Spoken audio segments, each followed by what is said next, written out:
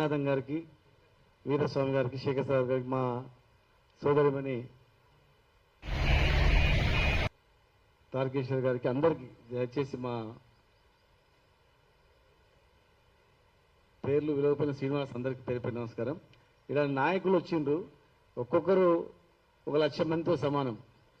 కనుక ముఖ్యంగా డిజిటల్ మీడియాలో ఇతర దేశాలు ఏంటంటే ఒకరిద్దరు ఇంట్లో నుంచి ప్రెస్ అంత వస్తుంది. కానీ ఇలా పెద్ద పెద్ద నాయకులు వచ్చి పెద్ద పెద్ద అంశం చెప్పినా కూడా కొందరికి మనసు ఒప్పట్లేదు. బయటకు రాయాలంటే వాళ్ళకి చేతులు రాయట్లేదు.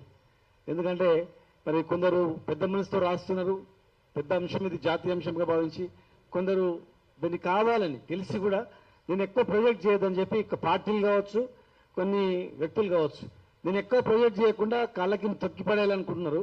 కానీ ఎప్పుడో ఓ రోజు ఇది ఉద్యమం అనేది ఒక అగ్నిపర్వతంలా బద్దలు కొడుతుంది. అప్పుడు ఇవాళ ఎవరైతే అణచివేయాలని చూసిండ్రో వాళ్ళు బద్దలు మాడి మసైపోతారు రోజు మాత్రం ఖచ్చితంగా.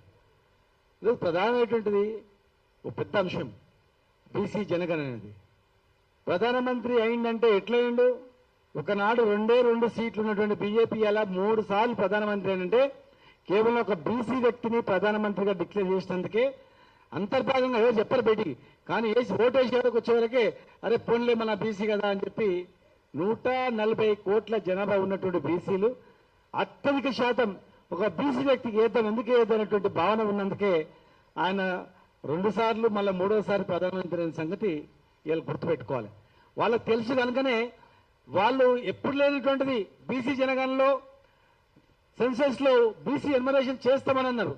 ఎందుకనంటే 3వసారి చేసిందంటే ఖచ్చితంగా ఎక్కడో బీసీల మనసులో నరేంద్ర మోడీ గారు ఉన్నారు. మరి బీసీలకు చేయాలనేటువంటి ఆలోచనతోనే వాళ్ళు ప్రకటించారు.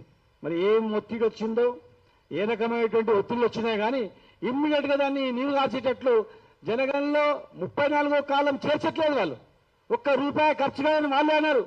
ఎందుకు ఇన్ని రోజులు బీసీల జనగణన చేయలేదని. ఒక పార్టీ ఏమో మనం ఎంత జనాభా ఉంటే అంత ఇస్తాయి అన్నారు. వీళ్ళు ముందుకేసి మేము ఇస్తున్నాం అనేటట్లు ఆశ కల్పించారు. ఇలా స్టార్ట్ అయింది, ఆ కాలం కూడా పెట్టట్లేదు.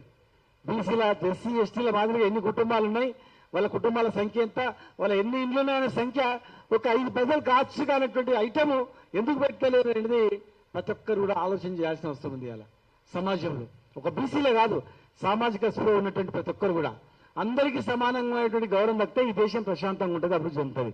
ఒకరు ఎక్కువ జనాభా ఉన్న వాళ్లకు తక్కువ చూపిస్తే వాళ్ళ నుంచే మనం సీట్లు తీసుకొని వాళ్ళ నుంచి అధికారంలోకి వచ్చి వాళ్ళని కనీసం గౌరవం ఇవ్వకపోతే ఎట్లా అనేటువంటి ఆలోచన చేస్తే మంచిది. లేకపోతే ఎవరు ఆలోచన చేయకపోతే ఖచ్చితంగా వాళ్లకు పైన మూలం చెల్లించుకోవాల్సి వస్తుంది. ఇవాళ ప్రధానమంత్రి గారు వస్తున్నారు.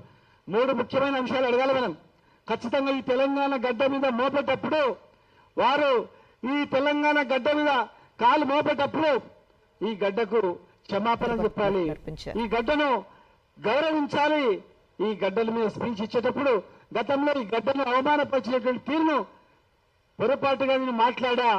ఇది 4.5 కోట్ల జనాభా ఉన్నటువంటి జనాభా కొట్లాడి తెచ్చుకున్న తెలంగాణ, ప్రజాస్వామ్యబద్ధంగా తెచ్చుకున్న తెలంగాణ, బాబాసాహెబ్ అంబేద్కర్ రాజ్యాంగం ప్రకారం తెచ్చుకున్నటువంటి ఆర్టికల్ 3 ప్రకారం తెచ్చుకున్నటువంటి తెలంగాణ ఇది.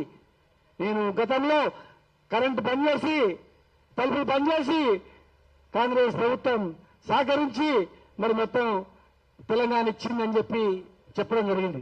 తప్పు అది. మీ పార్టీలో ఉన్నటువంటి సుష్మా స్వరాజ్ గారు కూడా ఆ రోజు ఆమె కూడా మద్దతు తెలిపారు.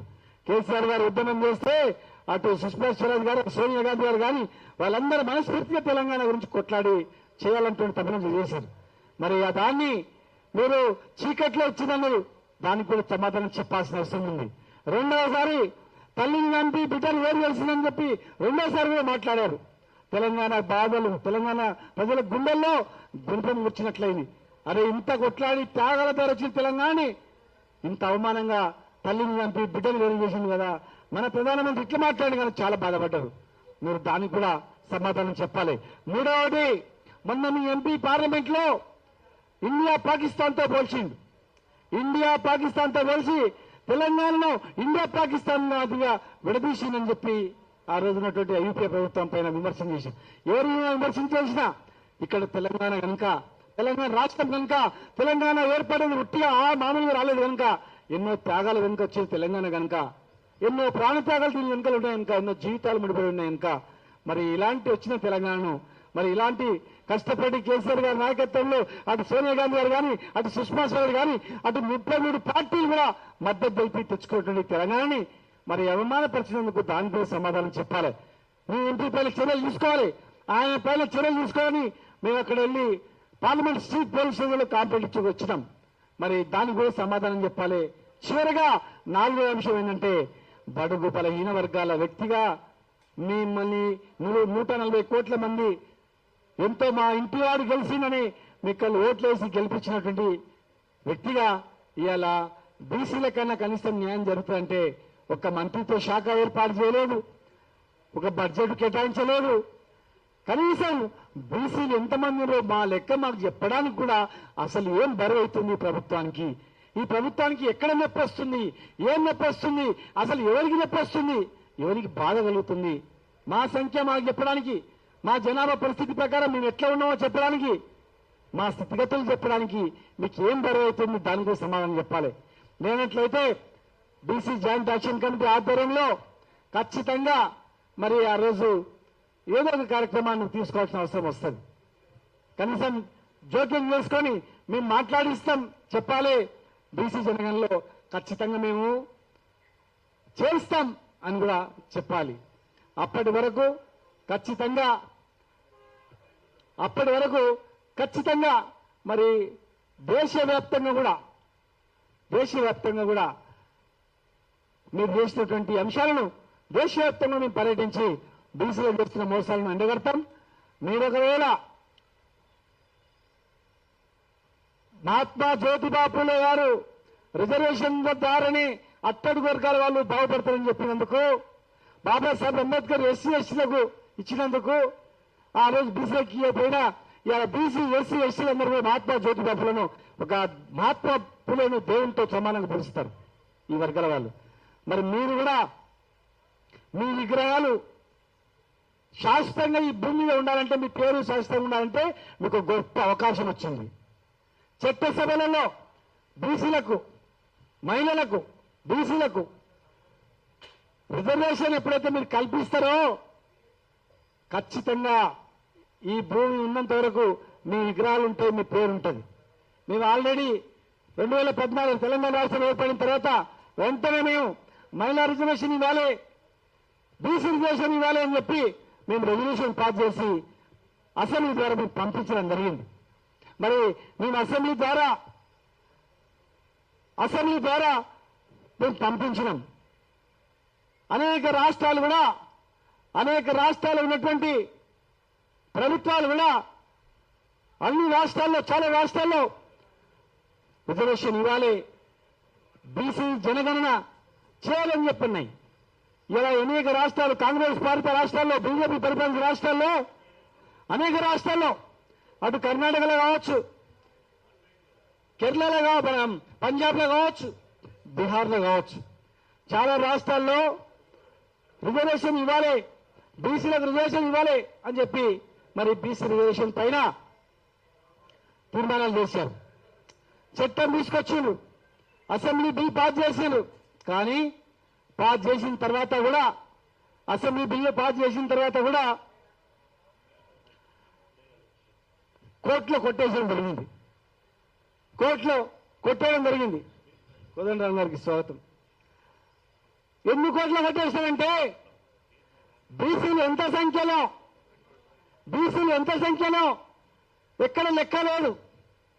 మరి ఎక్కడ ఎంత లెక్క లేనప్పుడు మీరు 40%, 50%, 60% అని ఎట్లా ఇస్తారు అని చెప్పి అక్కడ నిలదీయడం జరిగింది, కొట్టేయడం జరిగింది. అనేక రాష్ట్రాల్లో, కర్ణాటకలో ఇవాళ ఉన్నటువంటి ప్రభుత్వాన్ని అడగండి, బీసీ ఎన్నికలు చేసిన గురించి ఇప్పటివరకు బయట పెట్టలేదు. మరి ఖచ్చితంగా హనుమంతగన్న గారి నాయకత్వంలో అక్కడ ముఖ్యమంత్రిని కలిసి మళ్ళీ చేపట్టండి, లేదు గతంలో ఉన్నటువంటి బయట పెట్టండి అని చెప్పి కూడా మనం అడగాల్సిన అవసరం ఉంది. ఇలా భారతీయ జనతా పార్టీ బీసీలను ఓట్లను లాగడానికి ప్రయత్నం చేసి ఇలా చూస్తుంది. కనీసం అట్లా కూడా చేసుకోలేకపోయింది. ఎందుకంటే అక్కడ ఉన్నటువంటి ముసుగేసినటువంటి పెద్దలు ముసుగేసుకొని, అరే ఈ జనాభా వచ్చిందంటే బిడ్డ మనల్ని బతకనియరు, ఈ జనాభా లెక్కలు వస్తే మనల్ని తరుముతారు. మీరు గింత ఉన్నోళ్ళు ఇంత పరిపాలిస్తారా? మీకు గింత సంఖ్య ఉన్నోళ్ళు మీరు రాజ్యాలు వెళ్తారా? మాకు కనీసం మంత్రి పదవులు ఇయ్యారా? ఎమ్మెల్యేలు ఇయ్యారా? ఏంది మహిళా రిజర్వేషన్ చేస్తారు, మరి మహిళలకు రిజర్వేషన్ ఇయ్యారా? అసలు ఏది నీ సంగతి బిడ్డ అని చెప్పి మనల్ని అందరినీ తరుముతారని చెప్పి గ్రహించి చాలా తెలివిగా మరి నరేంద్ర మోడీ గారు చేస్తా అన్నా కూడా ఆయన కాళ్ళు పట్టి గుంజిండో చేతులు పట్టి గుంజిండో మొత్తం ఏం చేసిండో మొత్తం మీద ఆయన ప్రధానమంత్రిగా ఉండి ఈ జాతి బిడ్డ ఉండి కూడా కనీసం బీసీ జనంగా కూడా చేసుకోలేకపోయిండు. కనుక ఈ రోజు మేము చూస్తా ఉన్నాం, అడుగు అడుగున అంచువేతలు మోసాలు తప్ప ఏం లేదు. ఖచ్చితంగా మనం ఎంతనో మీరెంత ఇస్తానో మీకు అంత ఇస్తానన్నారు కాంగ్రెస్ ప్రభుత్వం. అది అమల్లో వేయాలి. చైర్మన్లు ఇవ్వాలి, రేపు చైర్మన్లు కానీ ఎమ్మెల్సీలు కానీ మంత్రి పదవులు కానీ అందరికి ఇవ్వాలి. ధైర్యం ఉన్న వాళ్లకు కొట్లాటి వాళ్ళకి ఇవ్వాలి. మామూలుగా కొట్లాడినలకు చెప్పినట్టు ఇంటర్కి ఇస్తే లాభం కూడా లేదు. కనుక ఖచ్చితంగా ఇవ్వాలి. రేపు ప్రధానమంత్రి గారిని మరి ఎట్లా సభకు వస్తున్నాడు కనుక ఏం చేస్తామని ఇంటర్నల్ గా మరి జేఏసీ ఆధ్వర్యంలో ఇంటర్నల్ గా అందరు మీటింగ్ పెట్టుకొని మరి ఏ ఫామ్ లో మనం అడుగుతాం, ఏ ఫామ్ లో నిరసన తెలుపుతాం, ఏ ఫామ్ లో మనం ఖచ్చితంగా ఏం చేద్దామని కూడా మీరు చర్చ చేసి ఖచ్చితంగా చేద్దాం. ఎక్కడ ఏ రాష్ట్రంలో ఎవరైనా భయపడతలేరు కానీ ఈ రాష్ట్రంలో ఎవడు భయపడటం లేడు. ఎందుకంటే ఈ రాష్ట్రంలో తెలంగాణ సాయుధ పోరాటం పుట్టింది, నక్సల్బరీ పోరాటం పుట్టింది, తెలంగాణ పోరాటం పుట్టింది. కోదండరాం గారికి మాకు తెలుసు, ఎంతో మందిని చనిపోతున్నా కూడా చనిపోద్దని ఆ రోజు వేధిస్తే కూడా సార్ సస్తే వస్తుంది తెలంగాణ లేని సార్ మీరు ఉండండి, మా చావుల తర్వాత తెలంగాణ తెచ్చుకోవాలని చెప్పి మరి కొట్లాడినటువంటి చరిత్ర ఈ గడ్డ మీద ఉంది. కనుక ఖచ్చితంగా మనం ఒక ప్రత్యేకమైన పద్ధతిలో మరి ఏం చేస్తామని నిర్ణయించి ఖచ్చితంగా దానికి ఈ 4కి సమాధానం ఒక జనగణన కాదు, తెలంగాణ అవమానించిన తీరును